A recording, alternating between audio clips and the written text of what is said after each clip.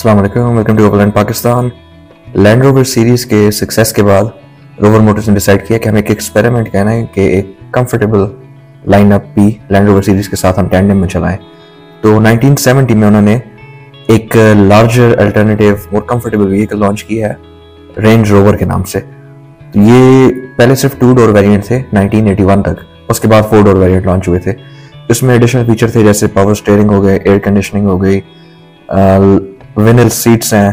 मतलब seating, flooring, matting के लिहाज से गाड़ी ज़रा सिंपल थी कि उसे आप होस पाइप के साथ वॉश कर सकते थे, लेकिन पावर स्टीयरिंग हो गई, एयर कंडीशनिंग हो गई, कॉइल स्प्रिंग हो गए फ्रंट एंड बैक, और डिस्क ब्रेक सेटअप आगे और पीछे दोनों उसके लिए।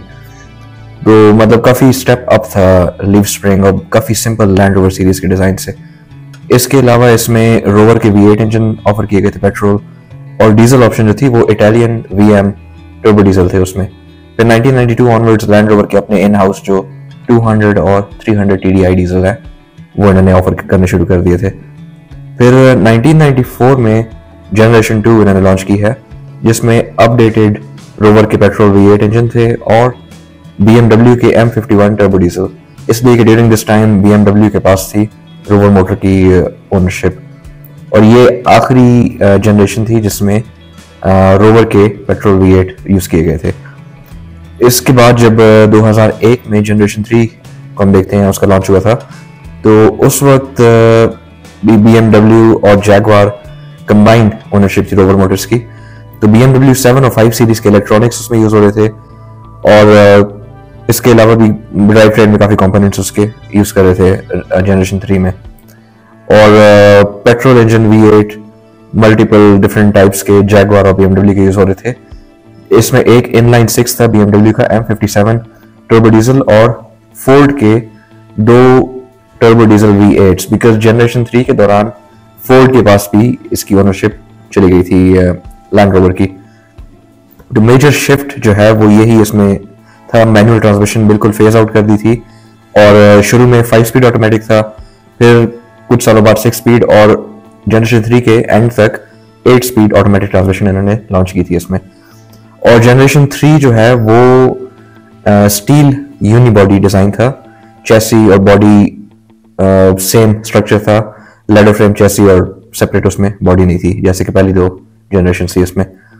फिर जनरेशन 4 जो है 2012 में लॉन्च हुई थी। पहली दफा इसमें एल्यूमिनियम यूनिबॉडी यूज की गई थी, जिसमें इन्होंने 420 kg वेट रिडक्शन की अचीव की थी, और डीजल हाइब्रिड इलेक्ट्रिक मोटर्स इन्होंने रेंज रोवर में पहली दफा यूज किए थे, और petrol hybrid plug in engine भी ऑफर किए गए थे इसमें। ये ज्यादा इस टाइम के दौरान कॉम्प्लिकेटेड हो रही थी ये गाड़ियां, इलेक्ट्रॉनिक्स इसमें ज्यादा आ रहे थे, और जो ओवरऑल रिलायबिलिटी रेटिंग्स थी तो कंसिस्टेंटली उसमें लैंड रोवर बॉटम जो पोडियम है लो थर्ड्स का, आखिरी सेकंड लास्ट थर्ड लास्ट, उसमें लैंड रोवर और रेंज रोवर प्लेस हो रही थी। तो इनकी काफ़ी रेपुटेशन मशहूर भी है। फॉर्म्स पे आप देखें कि इलेक्ट्रॉनिक फेलियर्स, मेन हाईवे पे 4 व्हील ड्राइव ऑटोमेटिकली एंगेज हो जाता है, और इंजन जो है परफॉर्मेंस पीक नहीं देता, मिसिंग स्टार्ट हो जाती है उसमें, पावर लिंप मोड में चला जाता है, और इसी तरह इसके जो रेपुटेशन है उसको काफ़ी एक डैमेजिंग इम्पैक्ट मिला है। तो जेन 5 इन्होंने अभी जो लॉन्च की है, तो कीपिंग दैट इन माइंड उन्होंने इसको थोड़ा और फ्यूचरिस्टिक कर लिया है, और मॉडर्न टेक्नोलॉजी, मॉडर्न डिज़ाइन तो खैर है, लेकिन उसमें जो टेक्नोलॉजी यूज होती है इलेक्ट्रॉनिक्स और ड्राइव ट्रेन, तो वो काफ़ी ज़्यादा कॉम्प्लिकेटेड इन्होंने कर लिए थे। तो मतलब ऑफ रोड व्हीकल के हिसाब से आप ऐसे देखें तो एक कम्प्लीटली डिफरेंट डायरेक्शन में जा रही है रेंज रोवर, जैसे लैंड रोवर डिफेंडर के साथ गई थी 2020 में जो नया मॉडल लॉन्च हुआ था। So this was all for the range rover, और नेक्स्ट वीकेंड पे इंशाल्लाह लैंड रोवर डिस्कवरी है, फिर उसके बाद Ineos grenadier. So stay tuned.